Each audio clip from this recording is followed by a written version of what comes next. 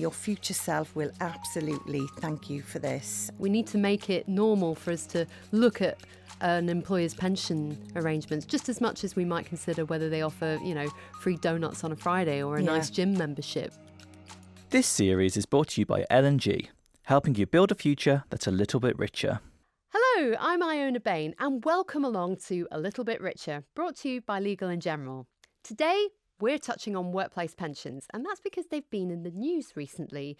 There's some changes coming down the track, including where some of your money is invested and what happens to those small pots you build up as you move between jobs. So we wanted to bring in an expert from L&G, as they are the largest provider of defined contribution and workplace pension savings in the UK. Paula Llewellyn heads up the team there, so she is very well placed to outline what's in the pipeline and why it's important for your future. Welcome, Paula. Thank you. So, Paula, there are some changes happening to workplace pensions that people might have been hearing about recently. Can you tell us a little bit more about what they are?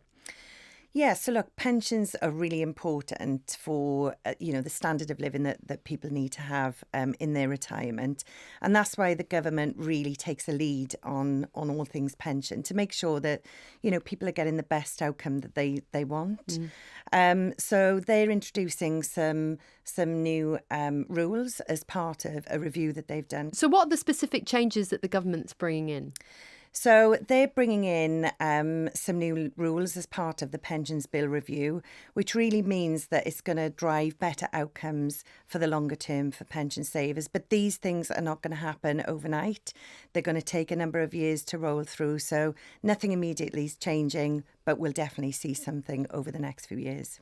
Interesting. And in particular, changes are happening to small workplace pensions. Can you talk us through those? Because that's an issue that affects a lot of people, isn't it? It is, yeah, absolutely. And, research has shown that people have, on average, about 11 jobs over their lifetime. And so as they move employer, they're building up these small pots. And so what the new rules are going to do is bring in the ability for people to combine these small pots under £1,000. And that's got loads of advantages. Number one, it makes it really easy for people to manage. But also, by combining these pots, you're reducing the administration costs and potentially you'll see bigger growth of your retirement savings over time. That all sounds really good. I think people will be wondering, do I have a small pension pot? And maybe they do, thanks to something called auto-enrolment. Could you just quickly explain what that is and why it creates these small pension pots? Yeah, absolutely. So there's auto-enrolment, which it basically means that if you are 22 or over and earn over £10,000, you will automatically be enrolled into your employer's pension scheme. So if you look at how that's made up, there's normally 8% of your salary which is invested into that pension scheme. 5% of that comes from your salary, so 4% from your contribution and 1% as tax relief from the government. And then the 3% then comes from your employer. So that means that people are contributing to a workplace pension, but then when they move on from that job, the pension pot doesn't go with them. And that's why you can end up building up all these wee pension pots in all sorts of places that you might forget about. That's right. That sounds like it could be a huge problem. Yes, and I guess that's exactly why the government is looking at this now to really make it easier for pension savers to manage their pensions. And, I think paying attention to your pension is really important, particularly because there's lots of things that you need to be thinking about what your contributions are, how your investment is growing over time, etc. And lots of companies make it easier now for people to do that, whether that's online or through their app. We've got a really great app at L&G that allows our pension savers to be able to really get involved and track what's happening in their pension. That's such a simple win, isn't it, to just check out your pension provider's app, and maybe people don't realise that is something that they can do. Yeah, 100%. There's been a debate around whether our pensions could be used to try and kickstart economic growth. Could you talk us through how that might affect pension savers? Yeah, absolutely. So people that manage pensions are focused on getting really strong growth for their customers. And to help do this, they invest in companies in the UK as well as globally.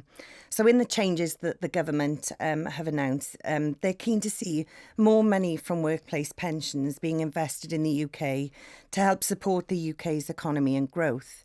So in May, there was something called the Mansion House Accord that really looked at some of these changes in the types of areas that pension fund managers like Legal & General can invest in. And so pension companies have committed to invest at least 10% of the money from pension savings into what's called private markets. So this covers companies that are not listed on the stock exchange. So some of the largest and best known companies in the world are privately owned, and those are household names like Aldi and Mars as an example. It also covers investment into big building projects. So all of that has the aim of boosting the UK economy through creating more jobs, growing more businesses, and ultimately helping people grow their retirement savings. And there are all sorts of checks and balances, like trustees, for example, that really make sure that the pension funds are being invested well on behalf of savers. 100%, yeah. And that's, again, their duty to make sure that the outcomes that we're driving for pension savers are the best that they could be. People might listen to that and think, well, that sounds nice, but I do also want to make sure that my pension is going to be there for me and is going to get me the growth that I need so that I can have the nice retirement that I deserve. So kind of what balance is being struck between making sure that that money is being invested productively and making sure also that people get a good return?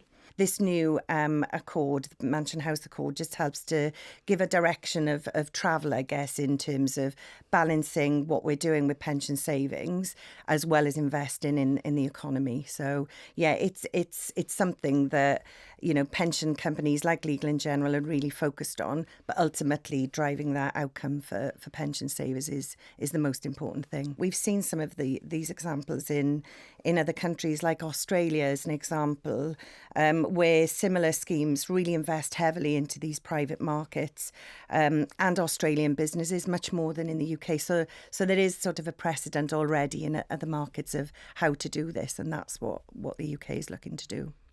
All this sounds really positive, but is there more that could be done to help pension savers? And if so, what could and should change? Yes, there are, but I think let's start sort of where we've been from a pensions landscape. So over the last 10 years, there's been significant changes in retirement. So in the past, many pension providers would have paid a guaranteed income in retirement, and that would have been based on your salary in the number of years that you worked for that employer. These pensions generally gave people a relatively comfortable standard of living in retirement, but things have changed, as I said, over the last decade, and nowadays pension schemes offered through employers don't really give the guaranteed amount or when you retire. So it's really dependent on how much you put into your pot and how much those investments grow over time. So this means that we all need to take much more ownership of our pensions to make sure that, you know, we have a really good standard of living in retirement. So people do need to start thinking about saving more during their working life.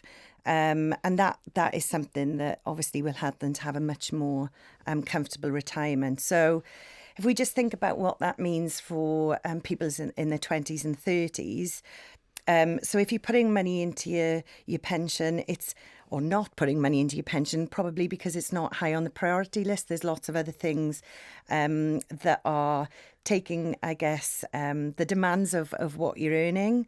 And so, yeah, lots of financial pressures mean that people are probably not investing into their pension at an earlier age. I saw some concerning stats recently that we've done that said 12% of 18 to 44-year-olds don't have any money saved for when they retire, while I think it was 36% don't know what their monthly contributions are. So all of that means that, you know, it's I guess we need to start thinking about investing in our pensions much earlier. So I mentioned auto-enrolment earlier. That is a way of helping people 22 or over start to invest in their pension. And while that's good for that population, it's not enough. It's not, we believe that it's probably not enough to give a comfortable standard of living, because it is the minimum amount. The 8% that I talked about is the minimum amount. So I think that's something that we need to consider. So and there's also the fact that employees who are not 22 or don't earn £10,000 a year aren't automatically included in the company pension. So that could disadvantage them in the longer term. So I think, auto-enrolment should absolutely be broadened out, I think, to include every employee. I think that's the first thing. Second, I would say the automatic consolidation of small pots. We've just talked about some of the changes coming in for pots under 1,000. But small pots above 1,000 would also benefit from better growth in the long term if we combine those with other pension savings. So there's more focus on this by the government and the industry, actually, and more changes are in the pipeline in this area, which is really good to see. And then I think finally the pensions dashboard, which is something which is going to be introduced quite shortly. There's lots of work happening where companies are looking all to connect into a single source of information. So everyone can log on to the pensions dashboard and get a clear view of where your pensions are, who you're invested with, and then take the necessary action, to potentially consolidate those small pots themselves, or just to keep a track of what's happening in their pensions so they're more aware of some of the decisions that they could be making. I do like the sound of the pensions dashboard because it reminds me of Star Trek and kind of navigating my pensions out in space. But that's coming down the track, but it's not with us just yet. It's not here yet. There's lots of work happening within the industry at the moment to get ready for this. So, everyone is sort of working towards that. Watch this space. Exactly. In the meantime, whilst we wait maybe for some of those changes to happen at some point, who knows, what can we do to try to be in a stronger position when it comes to our retirement? Have you got 3 tips for us, Paula? I have, yes. So I would say the first thing is save as much as you can, as early as you can. Your future self will absolutely thank you for this. And really, I think there's a few things that you could do to make that happen. I think, first of all, look at your employer contributions and the tax benefits available to you. They're in place and encouraged to help you to start saving as soon as you can. And also, if you get a pay rise, you can increase your percentage of your salary potentially that's going into your pot. Even just upping your contribution by 1% of your salary can vastly impact, your future savings, growth in your retirement. And, you can also potentially look at investing. If you get a bonus, can you invest some of that as well into your pension? So start early and invest as much as you can. Secondly, pay more attention to your pension. Find out how much you contributed, where your investment is, how much they've grown. Look at the small pots, really get an understanding and start to think about the things that you could do today to really start to put yourself in a better position as you go into retirement. And then I think thirdly, if you're considering moving jobs, have a look at what the pension scheme looks like. Have a look at what the benefits are that employer is offering. Some organisations make more generous contributions into your pension. So rather than the minimum that I talked about earlier, some can go much higher than that. So I think, having a look at what those benefits are could really benefit you over the longer term. And also, if you do move jobs, you can usually move your old employer pension with you.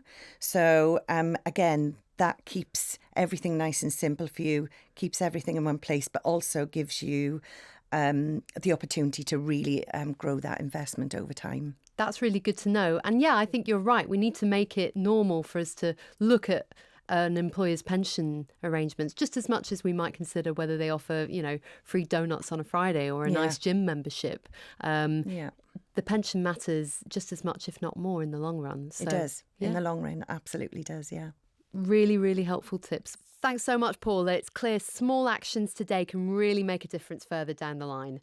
If this episode has made you think about your pension in a new way, great. Why not share the podcast and help others get a little bit richer too? This podcast is brought to you by L&G. You can keep up with the show on YouTube, TikTok and Instagram @Legal and General. Until next time, see you soon.